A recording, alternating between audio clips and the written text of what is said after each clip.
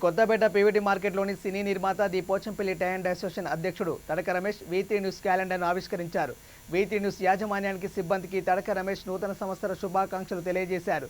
ప్రజలకు ప్రభుత్వానికి V3 news వారధిగా పనిచేస్తూ నిరంతరం సమాజ శ్రేయస్సు కోసం పోరాడుతుందని ఆయన అభినందించారు. ఈ కార్యక్రమంలో తాటి నరసింహ, పున్న యాదగిరి, కురాకుల బాల నరసింహ, చెరుకు విజయ్ పాల్గొన్నారు.